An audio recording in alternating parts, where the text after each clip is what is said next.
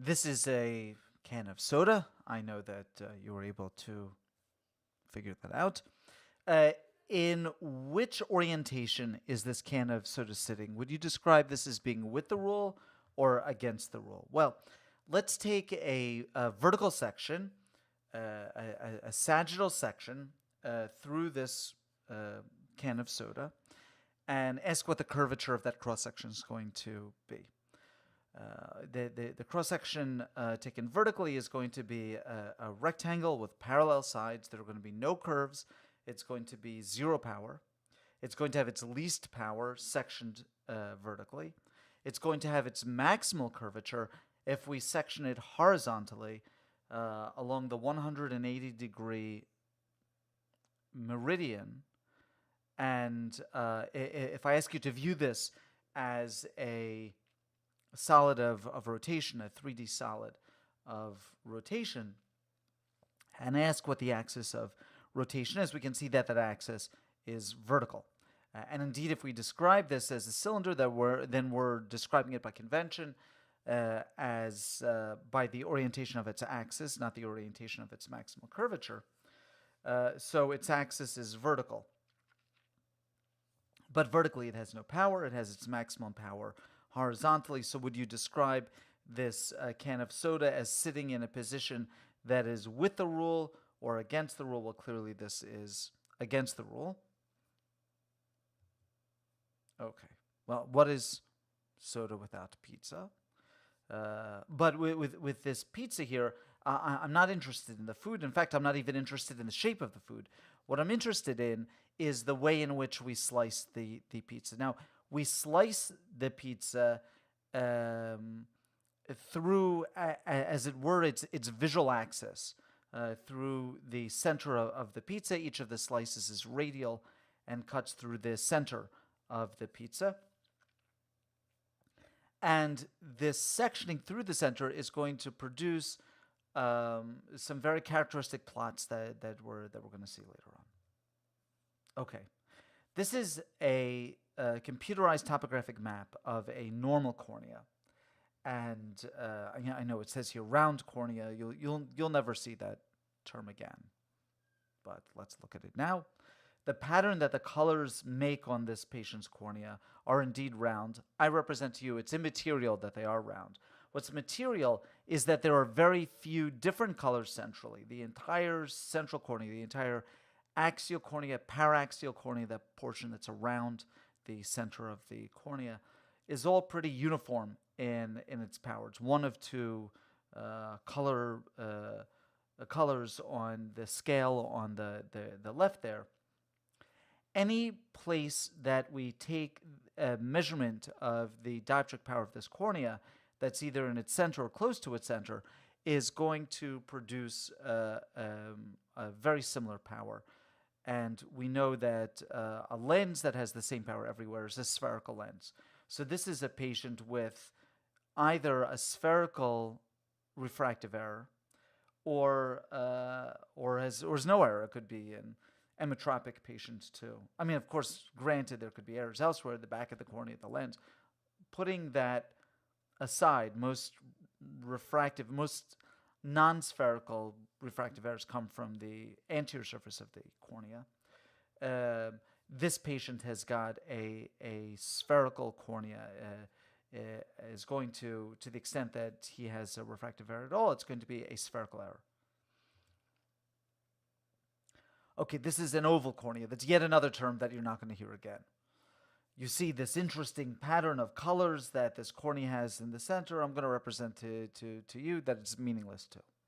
What's meaningful is that the center of this cornea is also all one of two different colors on our scale on the left. Essentially, it's all just about the same power anywhere that you look in the center of the cornea or paraxially near the center of the cornea. Granted, the power drops off as we get further out in the periphery of the cornea. Let's back up one slide and I'll show you this again. This cornea too, totally normal cornea. As we start to get towards the periphery, towards the limbus, the cornea flattens out. That's what a normal cornea does. And this next slide, this cornea is very similar. Also, if this patient is going to have a refractive error, it's going to be a spherical error. Contrast it with this cornea. Now, this cornea has a lot of different colors, first of all. That's the first thing that we notice. There are a lot of different powers at play here. If we draw a line through this cornea, if we sample it, like a pizza slice through its center, at the 5-degree meridian or so, we're going to wind up where this cornea is maximally flat, where we're going to wind up in all sort of blue tones. Whereas if we draw a line through this cornea at the 95-degree meridian, it's going to be maximally steep. So this patient is steep vertically, flat horizontally. This is with the rule. And you notice it makes this very nice hourglass shape, the pattern on the patient's cornea. And we see why that is astigmatic. But, one thing that we don't get is looking at this pattern. There's nothing here that looks to us, that viscerally looks to us like a cylinder. I mean, there's nothing that looks like that can of soda that I showed you. Now, this previous cornea, although the vertical meridian and the horizontal one have very different powers, all throughout the vertical meridian, or indeed any line drawn through the center of this cornea, the powers throughout that line are going to be fairly uniform. The top of the cornea is about the same powers as the bottom of the cornea. Well, that's not the case here. So this is someone with a regular astigmatism, with asymmetric astigmatism, where granted this cornea is also with the rule, but the cornea is a lot steeper vertically, is a lot steeper superiorly than it is inferiorly. And this is not a refractive error, not the one that's induced by this cornea, that is entirely correctable with spherocylinder spectacles, because spectacles don't differentiate between different powers along a meridian. The assumption that spectacles make is that if you're steep at 12, well, then you're steep at 6. And this cornea is steep at 12 and at 6, but it's a lot steeper at 12 than at 6. This is, of course, a cornea that is amenable to correction with a hard contact lens. And indeed, a hard contact lens may have induced this shape. Sometimes if a hard contact lens rides relatively high up on a cornea and molds the cornea, then you can see steepening of the cornea directly underneath the dome of the hard contact lens, which would be superior to the visual axis, and flattening where the hard contact lens is sitting inferiorly. And you can see a pattern sort of like this. Now, this particular cornea was probably not produced by hard contact lens molding, because often you can see the impression of the hard contact lens on the topographic map, and that doesn't seem to be the case with this map here. Okay. So on the left-hand side, we see a typical astigmatic with the rule cornea. It's a great map.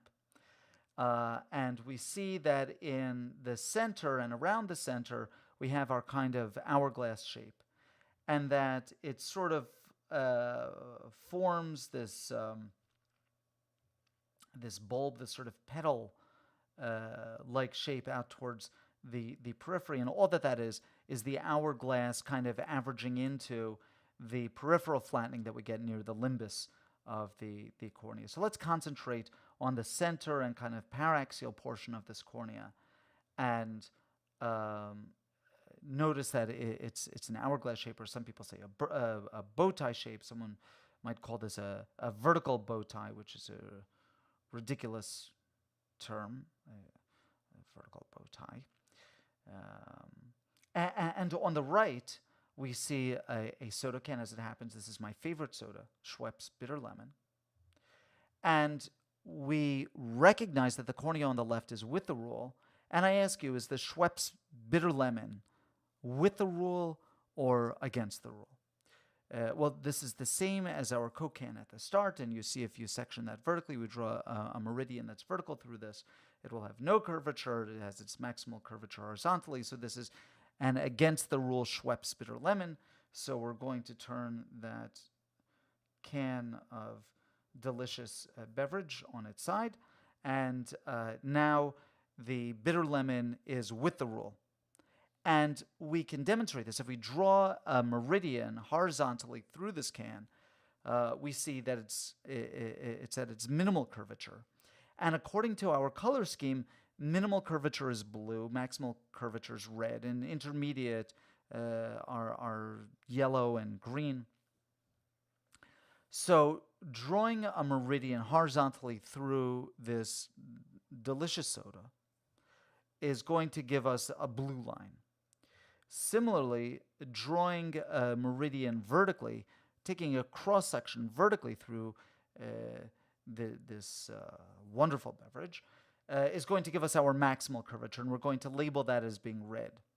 And then we can take an intermediate slice through the can and give it an intermediate color green, and we can fill in all of the surrounding slices. And you see that we get a pattern. If we were to sort of fill in the gaps between each of these lines, we would get something that looks very much like the hourglass on the left. And this is how we get this hourglass pattern from something that is very obviously a cylinder. Now, I actually want to back up a couple slides, and draw a distinction here. So what are we looking at on the left-hand side of the slide, and what are we looking at on the right-hand side? On the left-hand side of the slide is a representation of the dioptric powers on different parts of the cornea.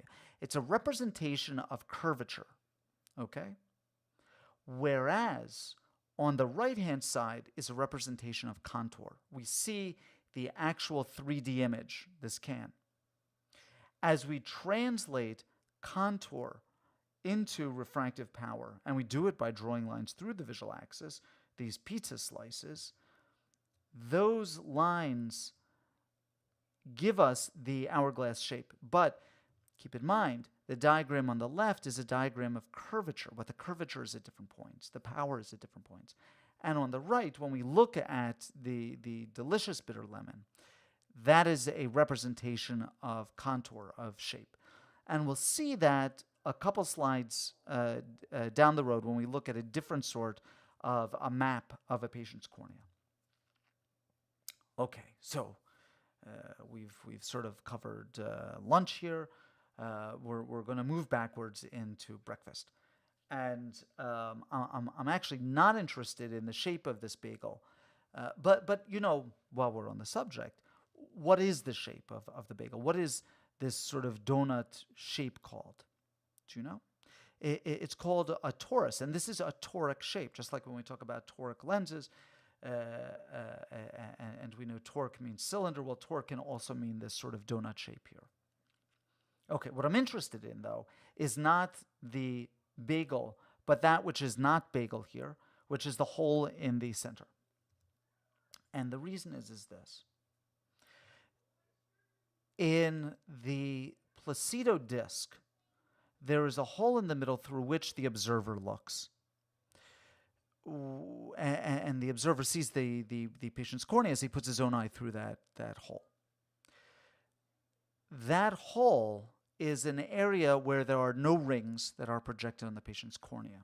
And that hole is an area through which the observer is really not gaining any data.